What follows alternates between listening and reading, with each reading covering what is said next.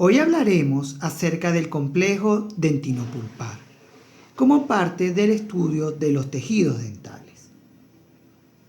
Debemos recordar que el órgano dental o el diente está conformado por un conjunto de tejidos. Ya en la clase anterior con el profesor Félix lograron observar y ver la estructura histológica del esmalte, que es el tejido duro que recubre a la corona del diente. También tenemos a la dentina, que forma el centro del diente o la estructura central del diente y también corresponde a un tejido mineralizado. Dentro del diente encontramos al único tejido blando, que es la pulpa dental, y esa pulpa dental junto a la dentina conforman al complejo dentino-pulpar que veremos en la clase del día de hoy. En esta clase veremos o hablaremos sobre la pulpa dental, su definición, sus componentes estructurales, las zonas topográficas de la pulpa, la irrigación, su inervación, sus funciones. Hablaremos al final de la teoría de la sensibilidad dentinaria y las modificaciones con la edad. Vamos aquí a hablar un poco acerca de la importancia de esta clase, básicamente con un video del profesor Luis Felipe Jiménez de la Cátedra de Endodoncia, que nos hablará de su importancia. Buenos días, queridos estudiantes. Mi nombre es Luis Felipe Jiménez, soy especialista en endodoncia y soy profesor de la Cátedra de Endodoncia de la Facultad de Odontología de la Universidad Central de Venezuela. Y hoy les vengo a hablar sobre la pulpa dental y el complejo dentino-pulpar desde el punto de vista histológico y cuál es su importancia. Para que todos lo sepan, la endodoncia es la especialidad de la odontología que trata y previene la periodontitis apical o afecciones a nivel de las raíces de los dientes. Y todo esto es producto por el comportamiento de la pulpa dental. Ahora bien, ¿por qué si nosotros los especialistas en endodoncia, parte de nuestra rutina endodóntica es extraer dicha pulpa, por qué nos dedicamos a estudiar su parte histológica? Y es debido a que nosotros tenemos que saber cuál es el comportamiento normal de todas las estructuras del cuerpo humano, para de esa manera poder saber cuál es su función y sus posibles tratamientos.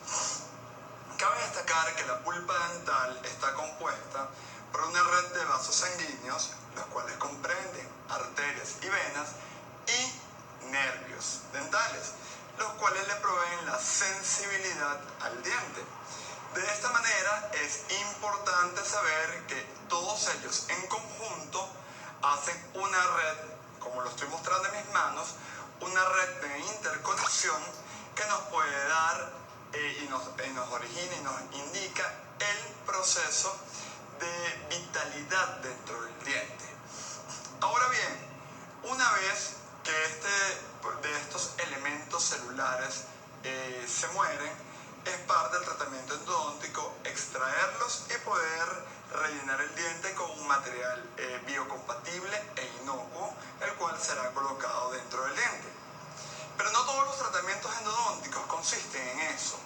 Tenemos otros tipos de tratamientos muy interesantes utilizados en la endodoncia moderna, lo cual consisten en prevenir que la pulpa dental se afecte o, en algunos casos, hasta tratar de producir que ella se revitalice.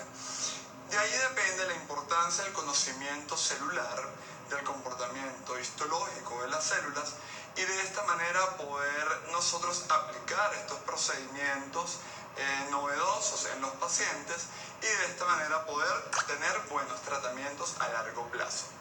Es importante. Una vez visto el video del profesor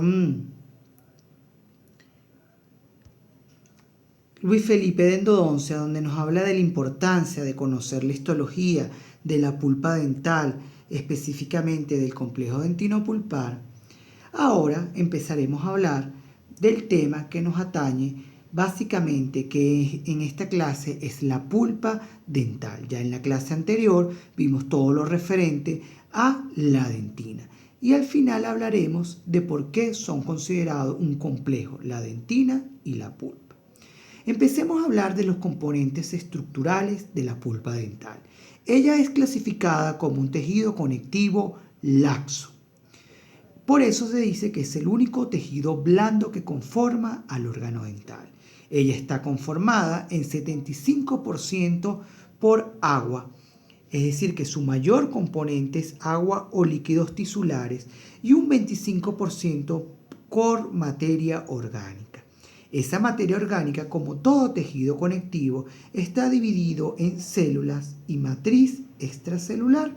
Y esa matriz extracelular, como siempre hemos visto en todo tejido conectivo, puede ser dividida en una matriz figurada o sustancia amorfa y en fibras.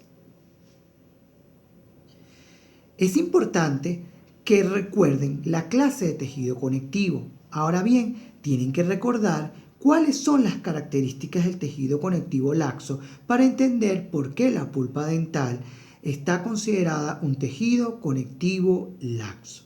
Estas preguntas pueden responderlas en la sección del foro de preguntas del complejo dentino-pulpar en el ítem de actividades. Como todo tejido conectivo está formado por célula y matriz extracelular, como vimos, y gran cantidad de agua. Dentro de las células podemos encontrar odontoblastos, fibroblastos, células ectomesenquimáticas indiferenciadas, macrófagos y otras células inmunológicas o de defensa. La principal célula de la pulpa dental es el odontoblasto. Fíjense que es esta célula que podemos observar aquí, que generalmente tiene forma alargada, cúbica o cilíndrica, que se ubica en la periferia de la pulpa dental en la unión con la dentina. Esto que observamos aquí es la dentina con los túbulos dentinarios y esto que observamos en la parte inferior es la pulpa dental en cuya periferia hay una capa de esta célula que se llama odontoblasto.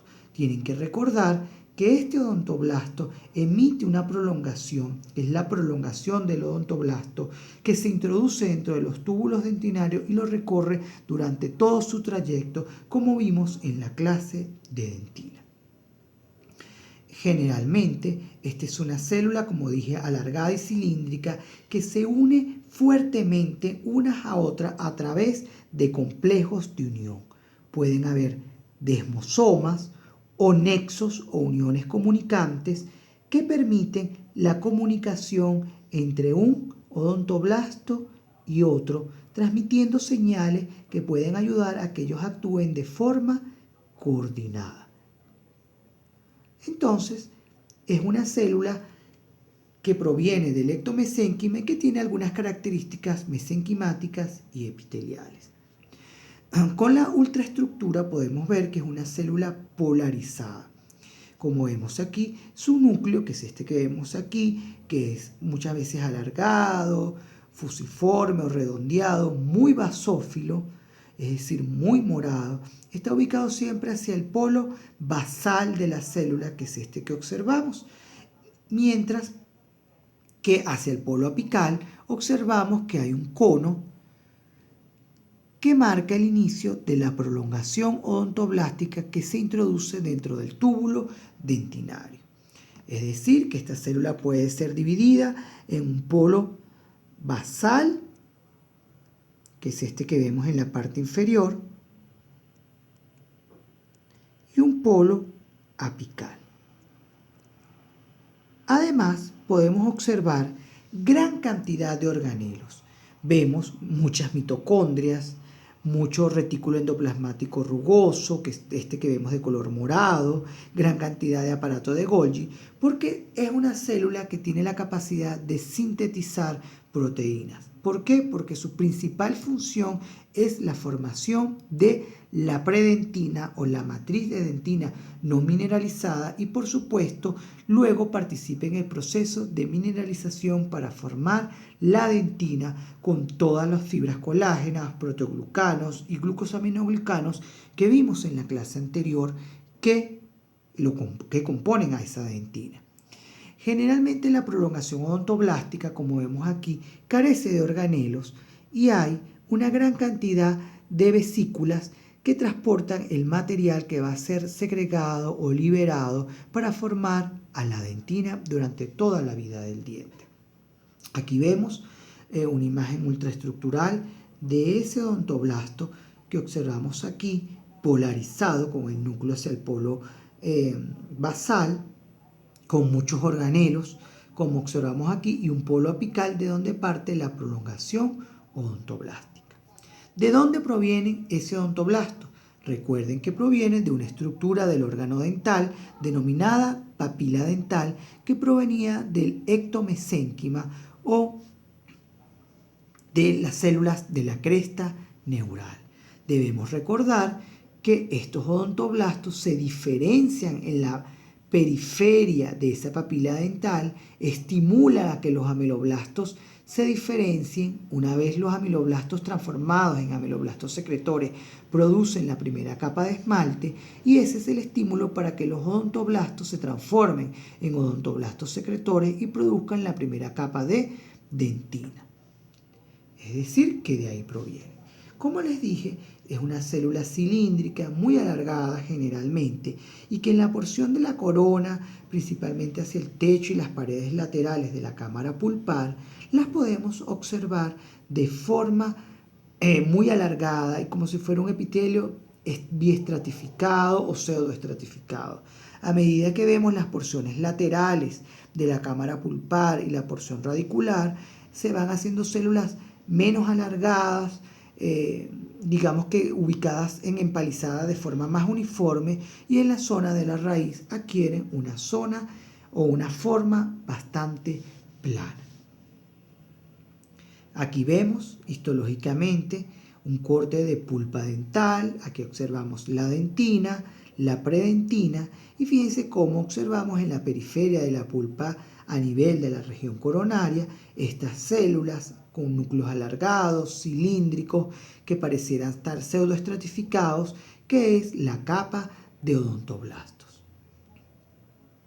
Fíjense aquí cómo podemos ver en el techo de la cámara pulpar cómo se observan estos odontoblastos de forma cilíndrica, muy alargadas, como pseudoestratificados, y a medida que observamos, como vemos en el recuadro amarillo, la zona de las paredes laterales y radicular, se van haciendo células menos alargadas, más cúbicas y ubicadas en empalizadas, digamos que de una forma más uniforme y ya no se ve tan estratificada o pseudoestratificada como en la zona coronal.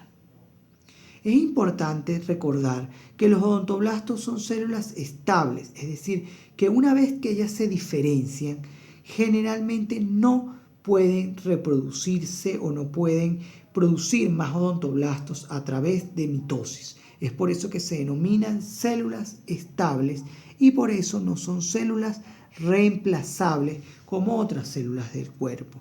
De ahí que son consideradas células posmitóticas de larga vida, es decir, una vez que se diferencian en odontoblastos, pueden durar toda la vida del diente produciendo dentina siempre y cuando no sean sometidas a estímulos dañinos que puedan causar su necrosis o su muerte.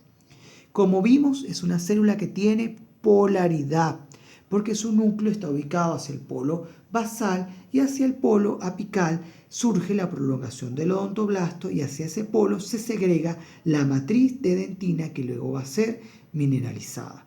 Por lo tanto, como su principal función es la producción de dentina, básicamente tiene organelos sintéticos de proteínas bien desarrollados, como el aparato de Golgi, el retículo endoplasmático rugoso y las mitocondrias que producen la energía necesaria para el funcionamiento del odontoblasto. Como también vimos, comparte algunas características de células epiteliales. ¿Por qué? Porque no solamente es polar, sino que también están unidas los odontoblastos a través de complejos de unión como los desmosomas y de nexos que permiten la comunicación entre un odontoblasto y otro y que ellos puedan tener una actividad coordinada. En condiciones fisiológicas, ellos sintetizan, como les dije, predentina y tienen vesículas matriciales que liberan sales, como vieron en la clase de tejidos duros, principalmente fosfato de calcio amorfo, que luego cristalizan y forman los cristales de hidroxiapatita que forman parte de la dentina.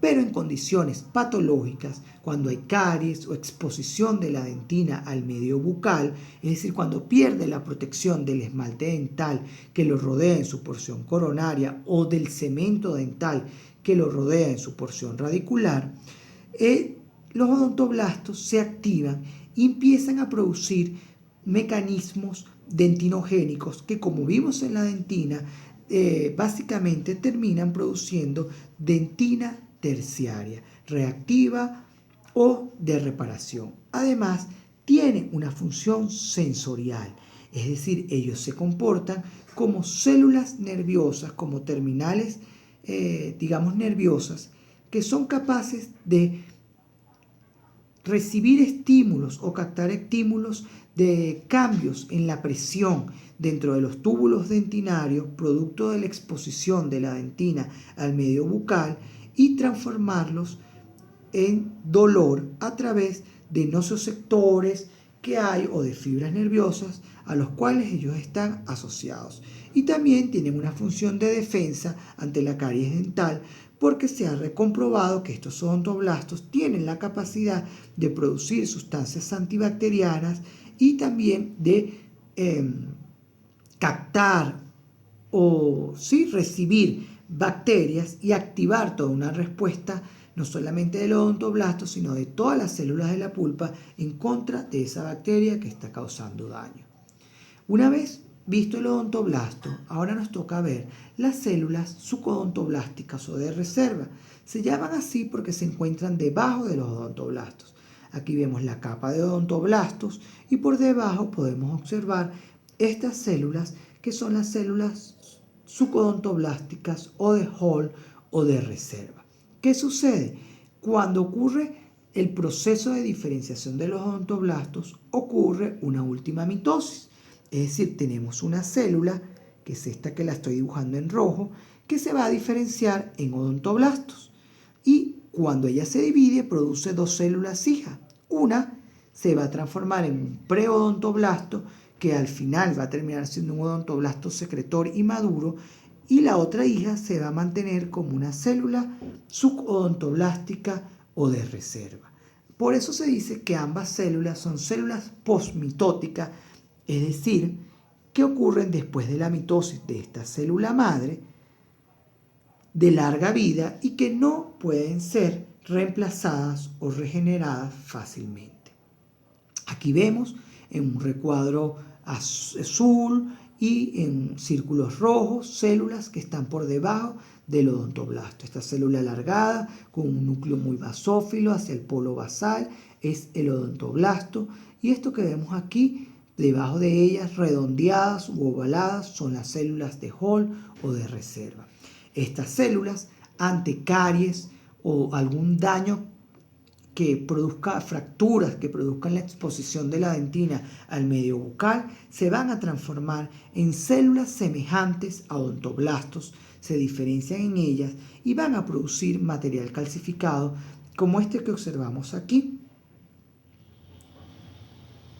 Un material calcificado que puede ser semejante a la dentina, y que forma una barrera que va a proteger a la pulpa dental que se encuentra en esta zona de los estímulos nocivos que pueden causar daño.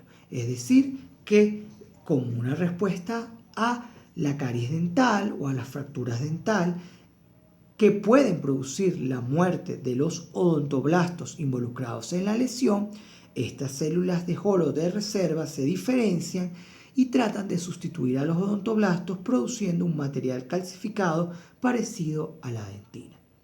El otro tipo celular son los fibroblastos, que es la célula más abundante y que se encuentran distribuidos por todo el tejido pulpar. La mayoría de estos núcleos que vemos son núcleos de fibroblastos, aunque también pueden haber algunas células mesenquimáticas indiferenciadas que son difíciles de diferenciar de los fibroblastos. Importante que recordemos de nuestra clase de tejido conectivo 3 características histológicas de esos fibroblastos y algunas de sus funciones. Debemos recordar que el fibroblasto también es una célula activa sintéticamente porque tiene la capacidad de producir la matriz extracelular del tejido conectivo, en este caso el tejido conectivo laxo de la pulpa, y que tiene 2 fases, una fase secretora donde es llamada fibroblasto y una fase, digamos, de reposo en donde es llamado un fibrocito. Y recuerden que ya tienen la capacidad de producir todas las fibras colágenas, enzimas, fibras elásticas, reticulares, factores de crecimiento, proteoglucanos y glucosaminoglucanos que van a formar parte de la matriz extracelular que conforman a la pulpa dental como todo tejido conectivo. Estos fibroblastos pueden activarse ante el daño causado por caries o fracturas dental y pueden producir fibrosis en la pulpa dental, y esa fibrosis puede servir de andamiaje para que estas células de Hall o algunas células odontoblásticas que se diferencian de células madres, que vamos a ver más adelante, produzcan calcificaciones o material calcificado semejante a la dentina que tratan de hacer una barrera de protección a la pulpa dental, como vemos en esta zona. La célula mesenquimática indiferenciada, como ya vimos en tejido conectivo, es la célula madre del tejido conectivo y de ella pueden derivarse muchas células. Células del fibroblasto, células que produzcan cartílago, óseo, hasta células neurales. Debemos recordar en su clase de células qué es una célula madre y por qué se denominan células madre.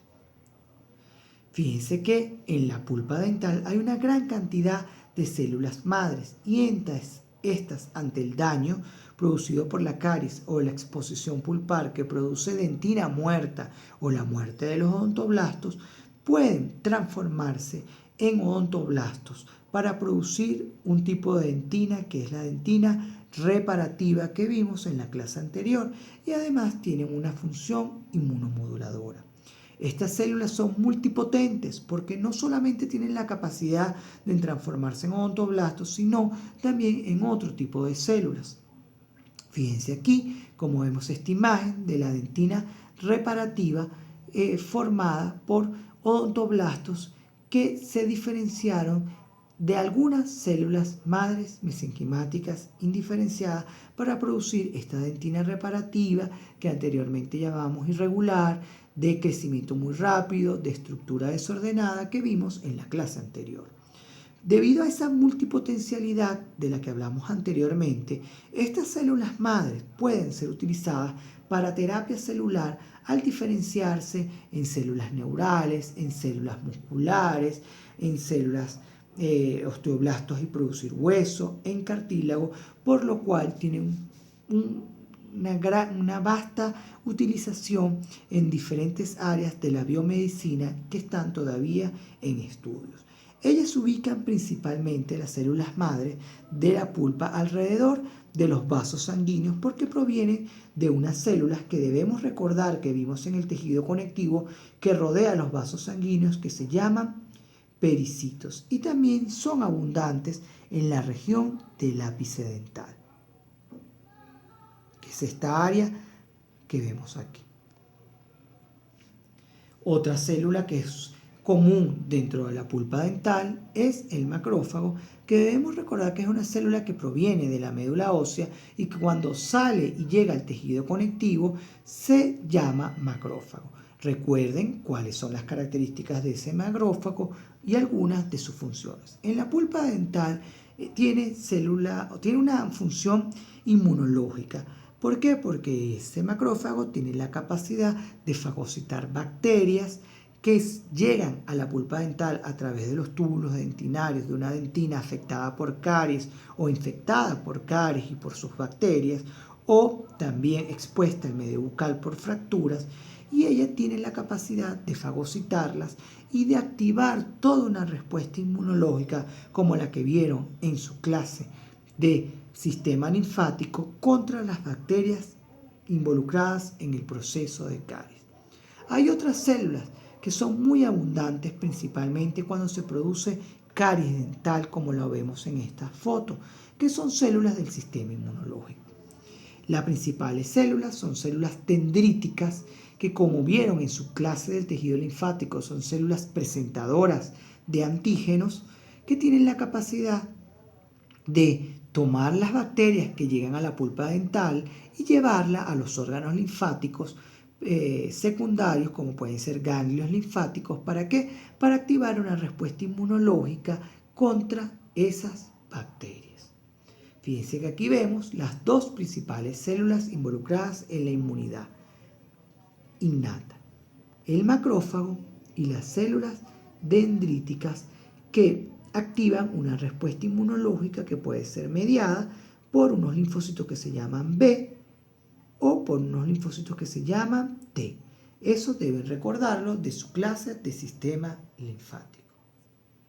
Otras células que pueden salir producto del daño y de la inflamación son granulocitos neutrófilos, basófilos, eosinófilos y por supuesto linfocitos T y B.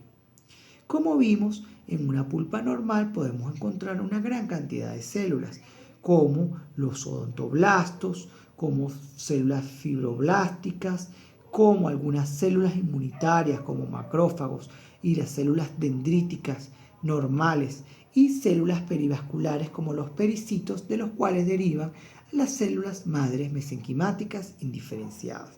Ahora bien, todas estas células, además de sus funciones normales dentro del tejido, como pueden ser producción de dentina por parte de los odontoblastos, producción de matriz extracelular por parte de los fibroblastos, los pericitos que rodean a los vasos sanguíneos, cuando hay un daño, como vemos aquí, de caries dental, se activan y todas tienen una función en la respuesta inflamatoria y en la reparación de la dentina, ya sea produciendo dentina terciaria, ya sea activando la respuesta inmunológica, como ya vimos, de macrófagos, de células dendríticas, para que lleguen al sitio de la lesión mayor cantidad de neutrófilos, linfocitos T y B, y células de la pericitos que rodean a los vasos sanguíneos para transformarse en células madre mesenquimáticas que van a diferenciarse en odontoblastos para producir dentina terciaria, en este caso reparativa. Ahora hablemos de la matriz extracelular de la pulpa dental, que es abundante en el tejido pulpar y que contiene gran cantidad de fibras. Es una sustancia figurada, o la sustancia figurada o conformada por fibras está formada principalmente por fibras de colágeno tipo 1, 3, 4 y 6, por fibras reticulares, por fibras elásticas y por unas fibras que se llaman de oxitalán, que son formas inmaduras de fibras elásticas. Debemos recordar cómo están formadas las fibras colágenas y también cómo están formadas y dónde podemos encontrar las fibras elásticas, principalmente en los grandes vasos sanguíneos de la pulpa dental, las fibras reticulares, que vamos a ver que se ubican principalmente en el área donde están los odontoblastos, y debemos entonces recordar de nuestra clase de tejido conectivo cómo están formadas estas fibras y cuáles son sus principales funciones. Dentro de la sustancia amorfa o fundamental encontramos proteoglucanos y, como vimos, gran cantidad de agua. Los proteoglucanos, como ya debemos recordar, están formados por un grueso hilo de un glucosaminoglucano no sulfatado llamado ácido hialurónico, que es abundante en la pulpa adulta, y por glucosaminoglucanos sulfatados alrededor de ella, como dermatansulfato y conductinsulfato, que se encuentran en mayor, cantidad en la pulpa joven. Debemos recordar cómo estaban formadas esas moléculas de protoglucano. Ahora, una vez visto las células y la matriz extracelular de la pulpa dental, vamos a hablar de las zonas topográficas de la pulpa. La pulpa puede ser dividida en cuatro zonas. La zona odontoblástica, la zona oligocelular o basal de Weil, la zona rica en células y la zona del centro pulpar. Vamos a hablar primero de la zona odontoblástica. Esta zona que vemos aquí es la zona odontoblástica y se llama así porque es la zona de la pulpa dental que aloja a los odontoblastos y por lo tanto está en la periferia de la pulpa, en la unión con la dentina. Fíjense que en esta zona podemos ver que se introducen brazos o prolongaciones, que es esta que vemos aquí, de células dendríticas, que son células inmunes.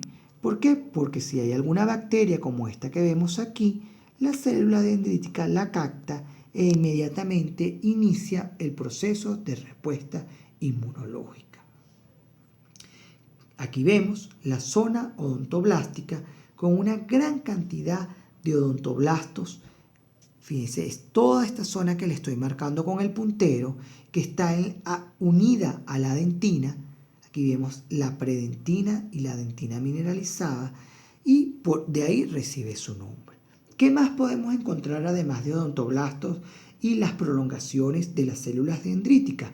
Podemos encontrar gran cantidad de fibras reticulares como las que vemos en esta foto que forman un armazón sobre la cual van a estar alojadas los odontoblastos, una especie de malla sobre los cuales van a estar alojados, y muchas de estas fibras no solamente están formadas por los fibroblastos, sino también por los propios odontoblastos. Aquí vemos esta bonita imagen de la zona odontoblástica, que es esta que observamos aquí. Esta es una zona de la pulpa coronal porque fíjense cómo vemos a los odontoblastos alargados, muy cilíndricos y también ordenados, dando la apariencia de ser un epitelio pseudoestratificado, o es decir, de tener varias capas de odontoblasto. La siguiente capa es la zona basal oligocelular de Weil, algunos la llamaban acelular, que es esta que les estamos marcando. Esta es una zona con poca cantidad de células que se encuentran por debajo de los odontoblastos. ¿Qué podemos encontrar? Las células subodontoblasticas o de reserva, que ya vimos que eran unas células,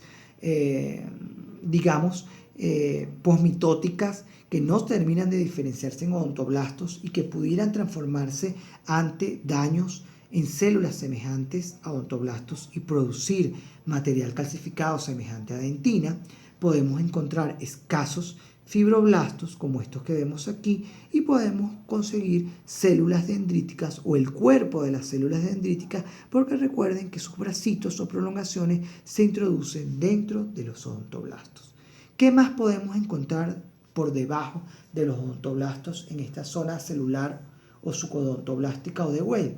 Bueno, generalmente, como vemos aquí, los vasos sanguíneos, que los vemos de color rojo, se dirigen hacia la dentina o hacia el límite entre la pulpa y la dentina, y al llegar a esa zona del límite, a esa zona celular, emiten ramificaciones terminales en forma de árbol o arforiformes y van a formar algo que llamamos plexo, el plexo sanguíneo subodontoblástico, que aquí lo vemos muy bien.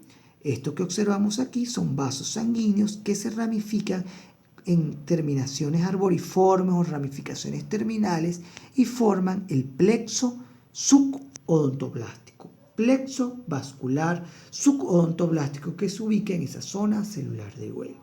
Pero en azul tenemos a las fibras nerviosas, que también siguen el mismo trayecto de los vasos sanguíneos y que cuando llegan a la zona acelular de Weil también emiten ramificaciones terminales como estas que vemos aquí y van a formar un plexo nervioso, que es este que observamos en esta zona. Esas fibras nerviosas, como vemos aquí, pueden rodear a los odontoblastos e introducirse dentro de los túbulos dentinarios. Y a ese plexo lo llaman plexo de Rankov o plexo nervioso.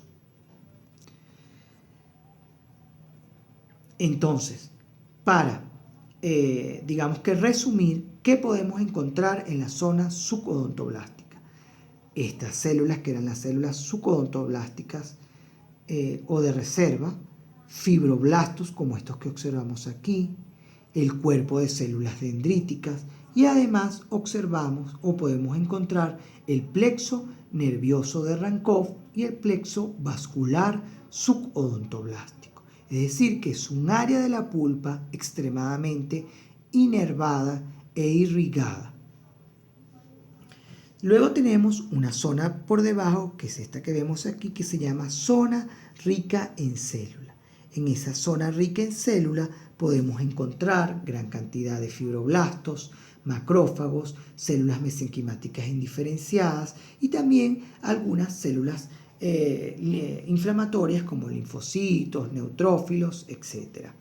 Y luego tenemos la zona del centro pulpar, donde vamos a ver que van a haber grandes vasos sanguíneos, como este que observamos aquí, grandes troncos de fibras nerviosas, además del resto de las células que ya hablamos, macrófagos, fibroblastos, células madre, y esta zona va a ser rica en pericitos porque va a tener gran cantidad de vasos sanguíneos y por lo tanto de células madre. Entonces veamos, esta primera área es el área odontoblástica, donde encontramos los odontoblastos, que hay una zona, digamos, donde podemos encontrar las prolongaciones de las células dendríticas, algunas fibras nerviosas que se introducen dentro de los túbulos dental y también hay una gran cantidad de fibras reticulares. Luego tenemos en la zona acelular de Weil, donde podemos encontrar células subodontoblasticas de reserva, escasos macrófagos y el plexo vascular subodontoblástico y el plexo nervioso de Rankov. Luego tenemos la zona rica en células, donde encontramos gran cantidad de fibroblastos, macrófagos, células mesenquimáticas, y luego encontramos el centro pulpar, donde podemos ver, como vemos aquí, grandes vasos sanguíneos.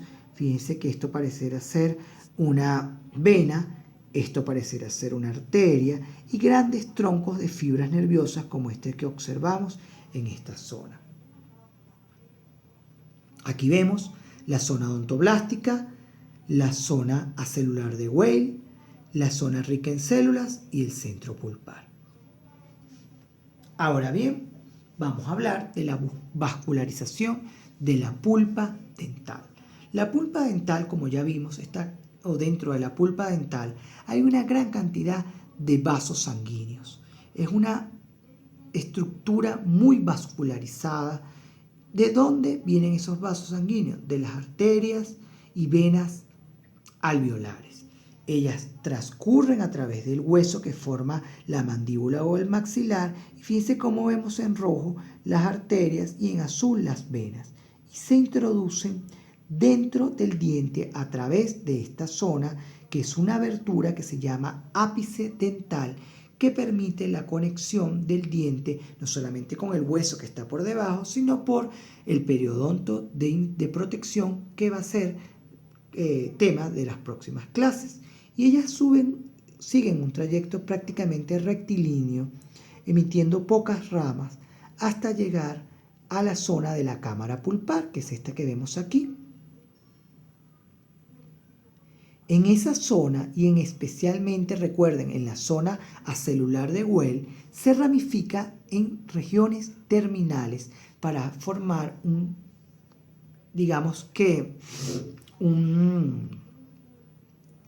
pliegue un pliegue vascular subodontoblástico.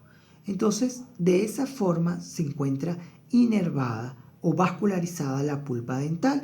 Ese mismo trayecto lo siguen, vistas aquí con una línea azul, las venas que forman parte de la vascularización de la pulpa dental, pero además también podemos encontrar algunos vasos linfáticos.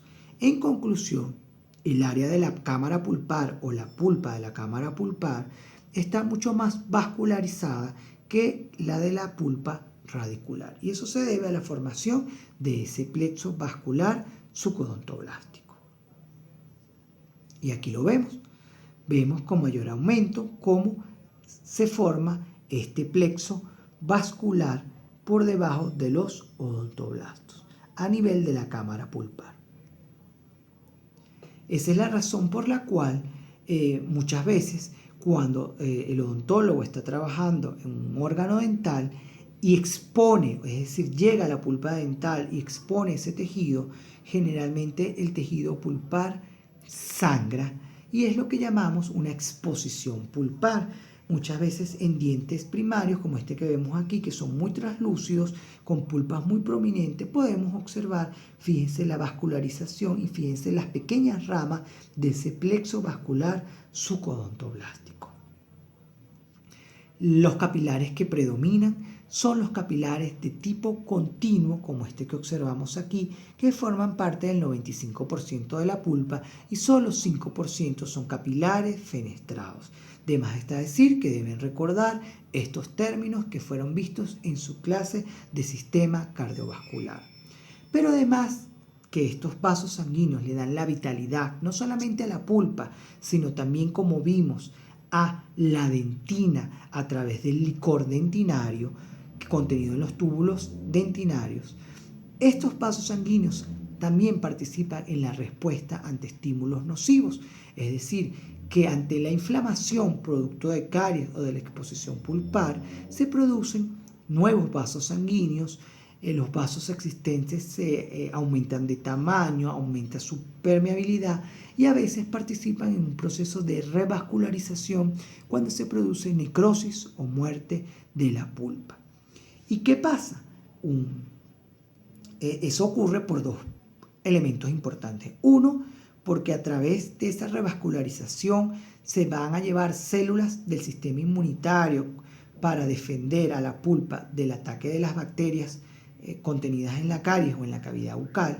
Y segundo, también la diferenciación de gran cantidad de células madre que, como les dije, provienen de los pericitos, que son esas células que recubren a los vasos sanguíneos, que ante estímulos nocivos se van a transformar en odontoblastos para producir dentina reactiva y tratar de proteger al complejo dentino-pulpar de lo que le está causando daño. Ahora hablemos de la inervación de la pulpa dental. Así como hay vasos sanguíneos, también hay fibras nerviosas dentro del el diente y es el responsable del dolor cuando trabajamos en un paciente o del dolor cuando un paciente presenta caries dental. ¿De dónde provienen esas fibras nerviosas? De un ganglio que van a ver en anatomía humana que se llama el ganglio del trigémino, es decir, que los dientes todos están inervados por el quinto par craneal o nervio trigémino. Los dientes superiores están inervados por la rama maxilar de ese nervio trigémino y los dientes inferiores por la rama mandibular. Y hay un ganglio que es aquí, que es el ganglio del trigémino, que contiene los cuerpos de las neuronas y ellas emiten largos brazos o axones que se van a introducir dentro de los órganos dentales a través del ápice dental. Y también van a seguir un trayecto muy parecido a las arterias y venas, un trayecto recto, y al llegar a la zona de la cámara pulpar, específicamente a la zona sucodontoblastica, básicamente se ramifican y forman el plexo vascular, nervioso de Rankov. Aquí lo vemos. Fíjense, en amarillo tenemos a las fibras nerviosas. Siguen el mismo trayecto de los vasos sanguíneos, se introducen dentro del ápice dental, siguen un trayecto, digamos, recto, y al llegar a la cámara pulpar, específicamente a la zona sucodontoblastica, se ramifican y forman el plexo. El plexo nervioso de Rankov. Y básicamente son nervios que tienen una vaina de mielina, que es como lípidos que los rodean, pero a medida que siguen su trayecto pierden la vaina de mielina y se transforman en nervios amielínicos. Entonces, al igual que los vasos sanguíneos siguen el mismo trayecto y forman también un plexo nervioso en la zona subodontoblastica. Aquí lo vemos, las fibras nerviosas, y vemos cómo forman este plexo nervioso de Rankov a nivel de la zona subodontoblastica. Hay dos tipos de fibras, unas fibras sensitivas que pueden ser tipo A y tipo C, y unas fibras simpáticas o del sistema autónomo. Las fibras sensitivas se encargan de la percepción del dolor, y recuerden que vimos que la pulpa dental ante estímulos dañinos responde a través de dolor. Es la razón por la cual aquellos pacientes que sufren fracturas de diente o que tienen un proceso de caries muy avanzada en donde está expuesta la dentina, es decir, ese complejo dentino-pulpar, la pulpa dental responde a ese daño a través de las fibras nerviosas sensitivas con dolor. Mientras que las fibras autónomas o del sistema simpático están alrededor de los vasos sanguíneos y ellos regulan el tamaño del vaso, es decir, regulan si hay una vasodilatación o una vasoconstricción de ese vaso sanguíneo que tenemos ahí. Estas fibras nerviosas sensitivas pueden ser de dos tipos. La A, que como les dije yo, tenía esto que vemos de color negro, que es la mielina, que es como una sustancia lípida que la rodea. Ella es la encargada de transmitir dolor de forma muy rápida, dolor agudo, básicamente, mientras que las tipo C, que es esta que vemos en la parte inferior, son amielínicas y el dolor es mucho más lento, mucho más sordo, pulsátil y menos severo. Entonces, para recordar la inervación de los dientes es importante que siempre tengan en consideración que él proviene de las ramas alveolares, ya sea maxilar o mandibular, del nervio trigémino o quinto par craneal, que están formados por axones aferentes, sensoriales, como les dije, encargados de la sensación del dolor, y por axones eferentes del sistema simpático o autónomo que van a regular el flujo sanguíneo dentro de los vasos sanguíneos. Las tipo A, mielinizadas, son las más comunes, representan el 90%, transmiten el dolor rápidamente, un dolor severo, agudo, y son muy sensibles al movimiento de líquidos dentro de los túbulos dentinarios. Las tipo C, amielínicas, se encuentran más en el centro de la pulpa y son encargadas de una transmisión más lenta del dolor. Y es muy importante que además de responder con dolor ante estímulos nocivos, se producen brotes neurales, es decir, se producen en ese plexo nervioso de Rankov mayor cantidad de fibras nerviosas formando brotes neurales, porque el dolor es una forma de activar no solamente a los odontoblastos, sino a otras células para producir sustancias antimicrobianas y dentina terciaria para proteger al complejo dentinopulpar. Entonces, fíjense cómo también dentro del túbulo dentinario, además de la prolongación del odontoblasto, fíjense cómo vemos que alrededor de estos odontoblastos hay fibras nerviosas que provienen de este plexo de Rankov y se introducen dentro de los túbulos dentinarios. Por eso, cuando hay daños, aumenta la cantidad de fibras nerviosas que se introducen dentro del túbulo dentinario y que son capaces de percibir básicamente cambios en la presión dentro del túbulo dentinario, es decir, movimientos de líquidos, y transmitir esa información al odontoblasto para activarlo y que esa célula sea capaz de producir dentina terciaria.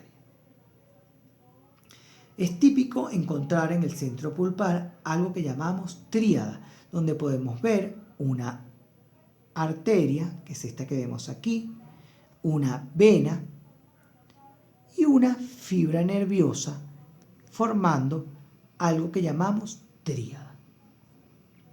¿Cuáles son las funciones de la pulpa dental? Vamos a hablar, antes de hablar de la pulpa dental, vamos a hablar y le voy a transmitir un pequeño video que nos va a resumir la inervación, que es muy importante en la pulpa dental, y el tipo de fibras que podemos encontrar dentro de ella.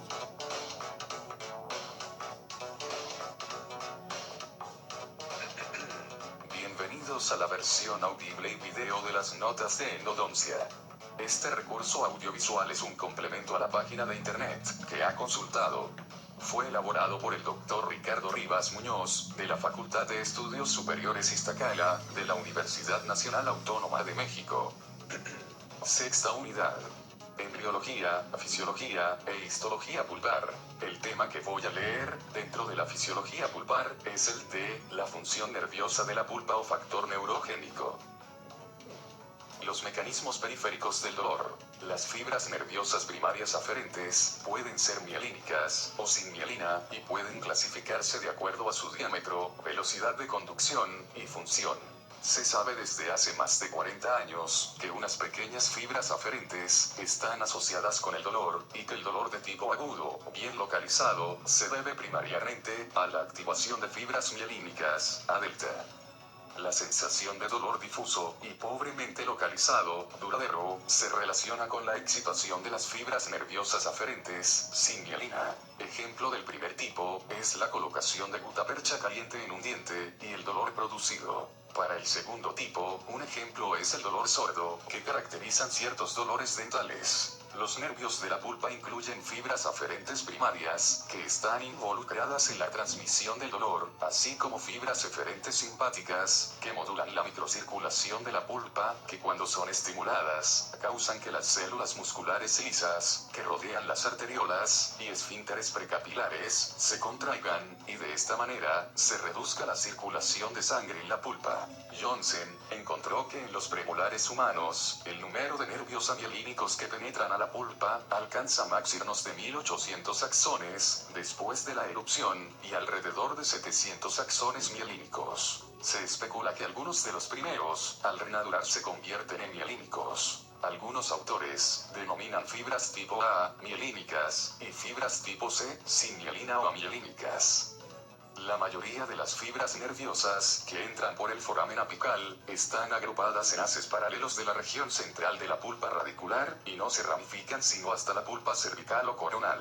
A medida que se acercan a la periferia pulpar, las fibras pierden su recubrimiento mielínico. Asimismo, se subdividen repetidamente, formando una red interconectada de fibras nerviosas, denominada plexo subodontoblástico o plexo de Raschkow.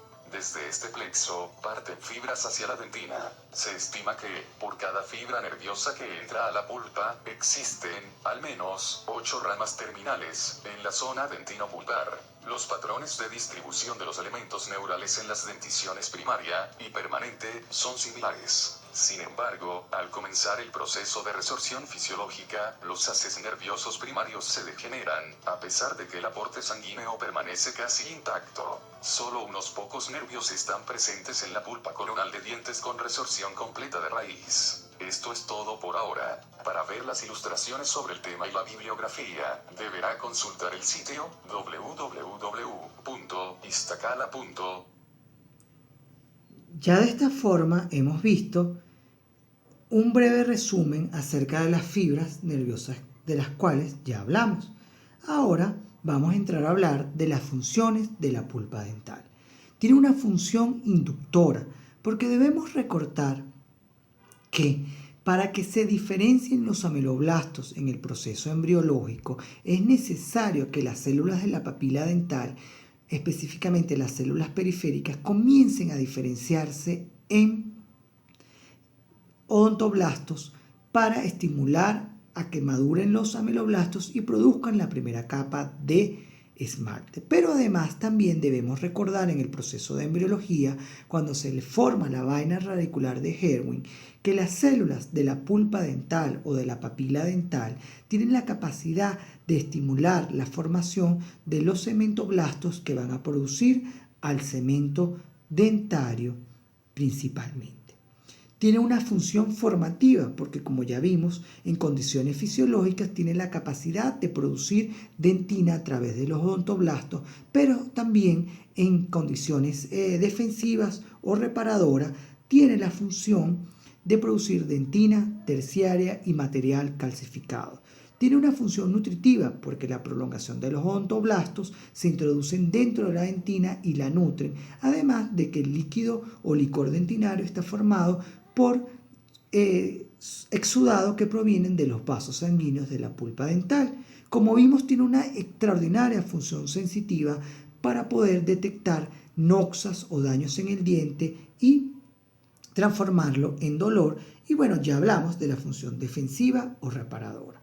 Para terminar esta clase vamos a hablar de las teorías de la sensibilidad dentinaria, es decir, el complejo dentino pulpar y la dentina, por lo tanto, es sensible. Es la razón por la cual muchas veces es necesario anestesiar el diente, como vemos aquí, específicamente los troncos nerviosos alveolares, para hacer tratamientos odontológicos sin dolor, o también los pacientes pueden presentar dolor ante fracturas y caries dental. Hay tres teorías importantes. La primera es la teoría de la inervación, que habla que evidentemente hay fibras, como esta que vemos aquí, nerviosas dentro del túbulo dentinario y que esas fibras tienen la capacidad de percibir cambios dentro del túbulo dentinario y transmitirlas para que se inicie todo un proceso de dolor. Esta teoría y quiero a pesar de que no es la más aceptada, a lo largo de los años hemos llegado a la conclusión de que las tres teorías tienen un papel importante en el proceso de producción de dolor o sensibilidad dentinaria. Sin embargo, hay una teoría, digamos, más aceptada o que está más involucrada en el dolor que las otras. Sin embargo, las tres tienen un papel importante en el proceso de dolor.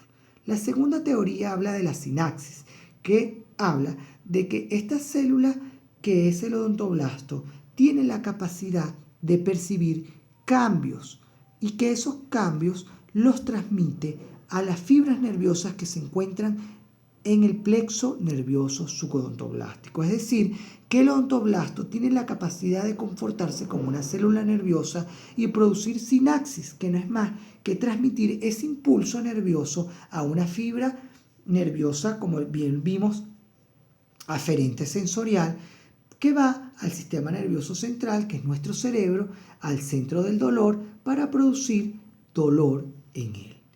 Y la teoría más aceptada es la hidrodinámica, que quiere decir que cambios en la presión del líquido dentro del túbulo dentinario produce también cambios en la presión intrapulpar que va a estimular a las fibras nerviosas que se encuentran en el plexo nervioso subodontoblástico y que va a ser transformada en dolor. De ahí, ¿por qué existe ese plexo nervioso subodontoblástico justo en esta zona? Porque es una zona donde se van a percibir todos los estímulos que puedan causar daño al diente y que van a responder con dolor. Como les dije, las tres teorías son aceptadas, aunque la hidrodinámica es como la que trata de explicar de mejor forma la sensibilidad dentinaria. Entonces, fíjense cómo el movimiento de frío y calor que vemos aquí puede básicamente modificar la presión hidrostática dentro de la pulpa dental, que es básicamente percibida por las fibras nerviosas y transmitidas como dolor. Pero también recuerden que hay fibras nerviosas y que esas fibras nerviosas dentro del túbulo pueden directamente percibir esos cambios de presión hidrostática y transmitir la información y estimular al odontoblasto para que comience a producir dentina terciaria. Aquí vemos, fíjense, el frío, que vemos aquí, la evaporación cuando utilizamos la jeringa triple o colocamos aire en la dentina, el corte, altera la presión osmótica, de hecho disminuye la cantidad de líquido dentro de los túbulos dentinarios y disminuye el flujo sanguíneo causando vasoconstricción porque básicamente hay una disminución de la presión osmótica dentro de la pulpa dental, y esa disminución de la presión estimula a estas fibras nerviosas, principalmente a las fibras tipo A mielínicas, que producen un dolor agudo, intenso, que es típico cuando el paciente tiene caries dental y consume alimentos fríos. Pero con el calor, como vemos aquí, y el aire colocado dentro del túbulo dentinario, básicamente se produce un aumento básico de la presión hidrostática en la pulpa dental y se produce una vasodilatación de los vasos sanguíneos. Y esto estimula a las fibras tipo C, que es un dolor más sordo, menos localizado, menos agudo, más constante y más leve que el percibido por las fibras tipo A. Entonces, fíjense cómo las fibras tienen la capacidad de percibir cambios hidrostáticos dentro del túbulo dentinario que producen cambios en el flujo sanguíneo, en el plexo vascular subodontoblástico, y que son detectados por las fibras nerviosas del plexo nervioso de Rankov, y que son transformadas estas señales en dolor. Fíjense este pequeño video de la sensibilidad dentinaria.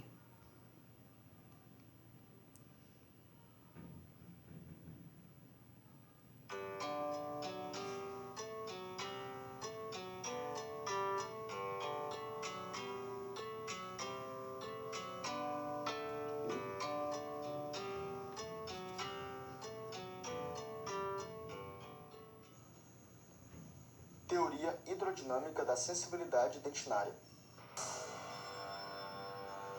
57% da população adulta pode sofrer de sensibilidade dentinária.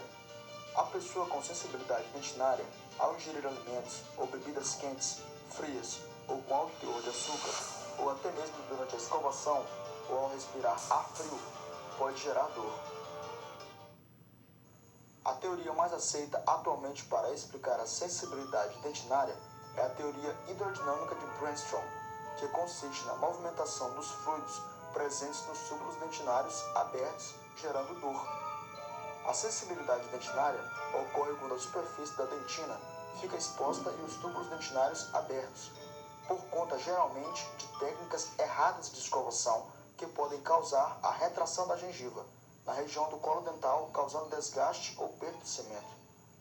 Após a perda do cimento ou esmalte, os túbulos ficam expostos, por consequente, à mercê de qualquer estímulo direto proveniente do meio externo, como calor, frio, ar, pressão, choques mecânicos e etc., causando uma rápida movimentação desses fluidos. E como 1/3 da região desses canalículos é preenchido por prolongamentos nos odontoblastos que estão presentes na polpa, os mesmos são abalados pelos movimentos desses fluidos e enviam esses estímulos aos nervos que estão presentes na região pulpar do dente, que segue ao sistema nervoso central com a mensagem de dor. Há várias formas de se tratar a hipersensibilidade dentinária, entre elas o uso de diversas substâncias como vernizes cavitárias, corticoides e hidróxido de cálcio, e diversos procedimentos como laser terapia, obliteração dos túbulos com gel no consultório e etc. En este video pudimos ver cómo es la teoría de la sensibilidad dentinaria de Brannstrom, que es la que habíamos hablado, que es la teoría más aceptada de la sensibilidad dentinaria, y que tiene que ver cómo los odontoblastos y las fibras nerviosas son estimuladas a través de la alteración del flujo o de la presión hidrostática dentro de los túbulos dentinarios por la salida o entrada del licor dentinario, y también el cambio de la presión osmótica dentro de la pulpa dental. Ahora, para terminar nuestra clase, hablaremos de las modificaciones que pueden ocurrir en el complejo dentino-pulpar con la edad. En los pacientes adultos mayores puede haber una reducción del volumen pulpar, formación de la dentina esclerótica, que ya vimos en la clase anterior, disminución de la irrigación e inervación de la pulpa, disminución gradual de la población celular y aparición de centros irregulares de calcificación. Como vimos El odontoblasto es una célula posmitótica de larga vida que va a durar durante toda la vida del diente y que va a producir dentina, como vimos anteriormente, circumpulpar o dentina secundaria durante toda la vida. Si esto ocurre, pues ¿qué va a pasar? Los conductos radiculares, la cámara pulpar, van a disminuir y por lo tanto va a disminuir el volumen de pulpa dental.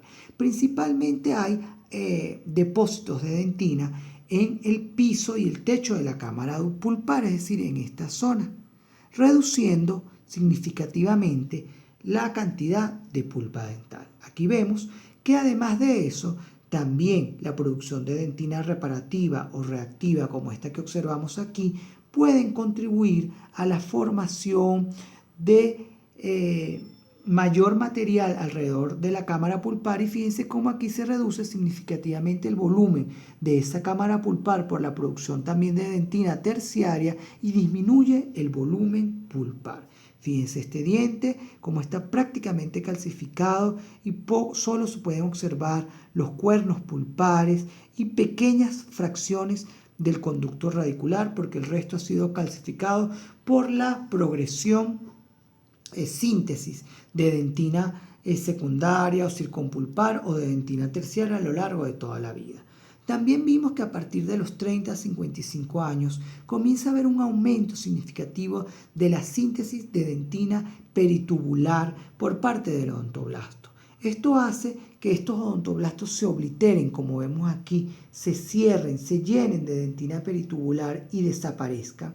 Y también, evidentemente, se contraigan los odontoblastos. Esto hace que sea una dentina mucho más mineralizada porque tiene mayor cantidad de cristales de hidroxiapatita y de componente mineral, lo que la hace mucho más frágil a la fractura, mucha menos elástica y por lo tanto es la razón por la cual los dientes en los adultos mayores tienden a fracturarse de forma mucho más fácil que en dientes adultos. ¿Por qué? Porque es una dentina más mineralizada, menos elástica, más frágil, porque constantemente se está produciendo dentina peritubular hasta sellar completamente a los túbulos dentinarios, algo que llamamos dentina esclerótica y que ocurre con más frecuencia en la dentina radicular.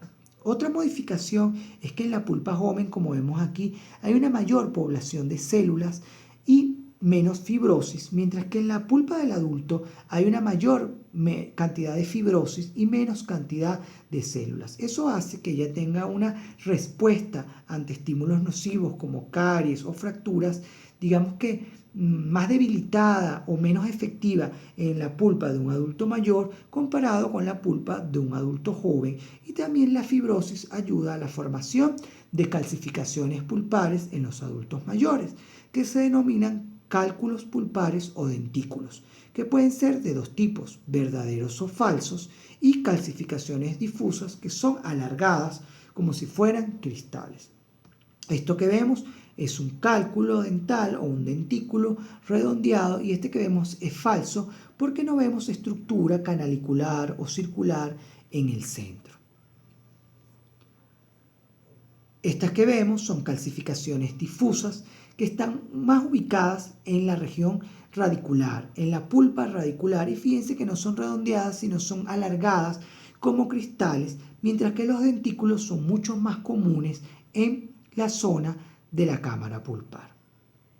Fíjense aquí cómo vemos estos dentículos en la zona de la cámara pulpar, formaciones redondeadas, y fíjense cómo vemos en la zona de la raíz o de la pulpa radicular estas que son calcificaciones difusas alargadas en forma de cristales. Aquí las vemos mucho mejor en la pulpa de un diente de un adulto mayor, pero también recuerden que esto puede ser como respuesta a estímulos nocivos externos, es decir, que puede ser fisiológico o puede ser una respuesta de defensa.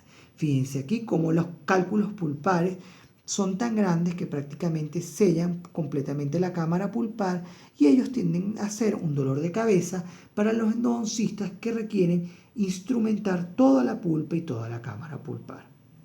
Ahora bien, recordemos cuál es el origen embriológico y de qué estructura van a derivar la dentina y la pulpa dental. Ellas derivan de una misma estructura. recuerden, de la papila dental que provienen del ectomesénquima. Y por eso se habla de un complejo dentinopulpar, porque tienen un origen embriológico común. Ambas, pulpa y dentina, provienen de la papila dental, que son células ectomesenquimáticas que vienen de la cresta neural. Pero además están unidas estructuralmente, porque no solamente son vecinas, sino que recordemos que los odontoblastos que están ubicados en la pulpa dental emiten prolongaciones que se alojan en los túbulos dentinarios y que le dan la vitalidad a la dentina. De ahí a que están unidas estructural y embriológicamente, y por eso son consideradas un complejo llamado dentino pulpar. Pero además son una unidad funcional, porque como ya vimos, responden de manera convergente con mecanismos de producción de dentina terciaria, sensoriales de dolor, vasculares con formación de nuevos vasos sanguíneos y también de nuevas fibras nerviosas, y de defensa con la inflamación. Entonces, esto es muy bueno, este diagrama, porque fíjense cómo a través de ese complejo dentinopulpar puede haber una respuesta, que es decir, puede haber una caries dental que va a alterar el flujo de líquido tisular dentro de los túbulos dentinarios, y además va a haber invasión bacteriana, y eso va a originar cambios en la presión osmótica de la pulpa dental y también cambios percibidos por el odontoblasto que son transmitidos por las fibras nerviosas, que son estas que se encuentran en la zona sucodontoblástica y que van a ser transformadas en dolor. Pero esas fibras nerviosas también producen sustancias que van a atraer hacia el sitio de la lesión células inflamatorias, como macrófagos, como linfocitos, neutrófilos, que van a iniciar una respuesta inmunológica importante de inflamación. Y como parte de esa respuesta de inflamación, también tenemos que hay proliferación de vasos sanguíneos y por lo tanto diferenciación también de células madre que van a sustituir a los odontoblastos que han muerto producto de la lesión de caries. Otros cambios es fibrosis, que se pueden transformar en formación de cálculos pulpares para proteger al complejo dentinopulpar. Otro mecanismo es la diferenciación de las células sucodontoblásticas o de reserva para formar células semejantes a odontoblastos y formar material calcificado. Todos estos son mecanismos complejos y donde se integra la dentina y la pulpa dental, y de ahí que sean considerados complejos dentinopulpar. Además de las preguntas hechas durante esta clase, les dejo como actividades para que coloquen en el foro de discusión realizar un mapa mental sobre las células de la pulpa dental y realizar un mapa mental sobre las zonas topográficas de la pulpa. La bibliografía recomendada es el Gómez de Ferrari y el Avery y Chievo, Principios de Histología y Embriología Bucal. Por su atención, muchísimas gracias.